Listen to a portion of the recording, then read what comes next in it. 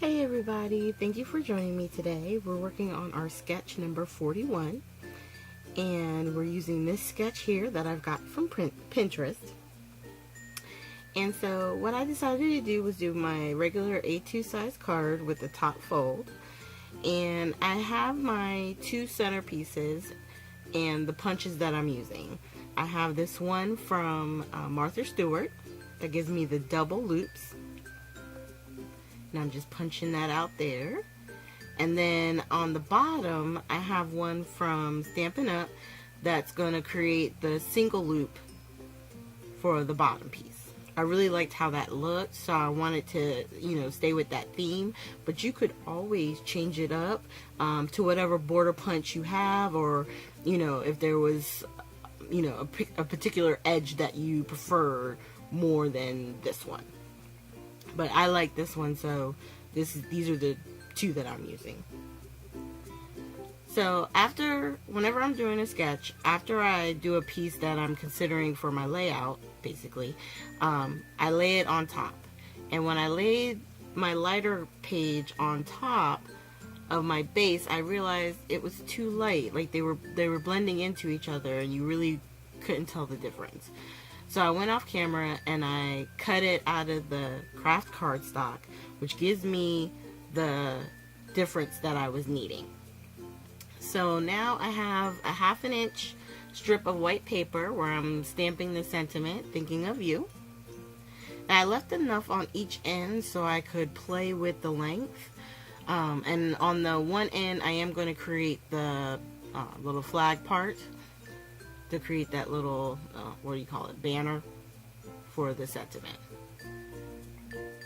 And once I'm happy with how everything is looking, we're going to go ahead and start building up our page. So on the back of the bottom piece, I'm going to tape the front of my first banner.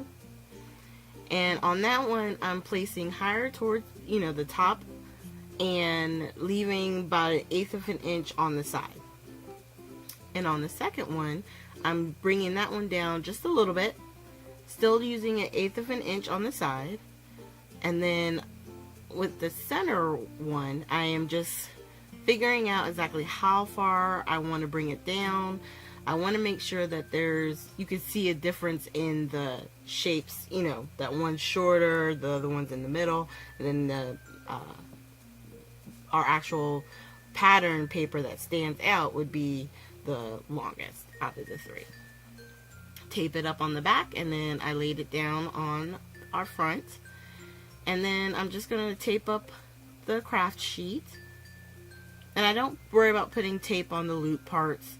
They're going to lay down fine, so I didn't mess with putting tape on that. Now for the flower, I'm using one of the Prima flowers that I have. I'm just putting a glue dot on the back. I think I put 2 flat ones and attach that. And then for the sentiment, I was thinking, it would be really good to pop it up on some foam tape. So I just grabbed my roll, my big roll, which is getting to be a small roll, and I just put some on the back. And I wanted to tape up my project here, and I forgot I put the flower on, so it made it really awkward to tape it. That's when you're impatient and you're just excited, you're putting everything together, and you forget, oh yeah, I still got to put it on the card. Alright. But it still lays down. I got it even on the top and the 2 sides. There's a little bit more space on the bottom, but I like the way that looks.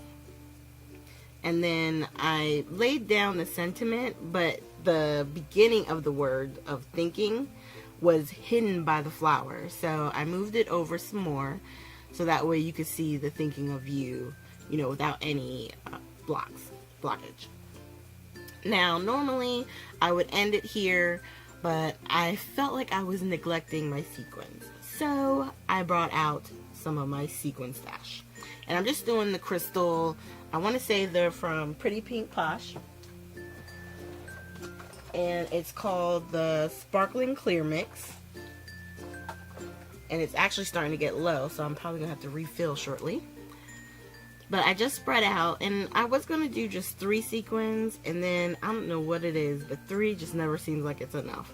So I wind up doing, I believe, 7 on this card, because it's always good to stay in the odd numbers. Right there, I was showing you with my matte medium.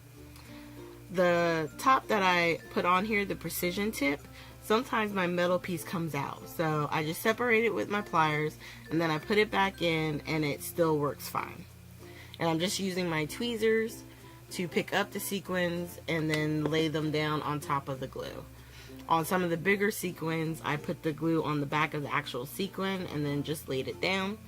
The smaller ones, I just put a little dot on the card itself and then placed it back down. And really and truly, that is it.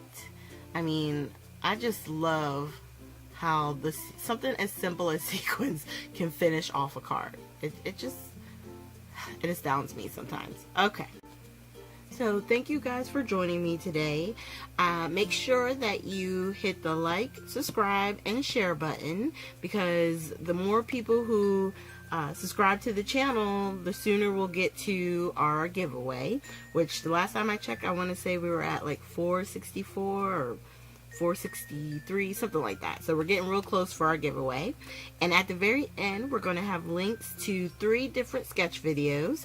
So if you're interested and wanting to see more videos of this nature, just click on the links and it'll take you right to it. Thank you guys, and have a great weekend.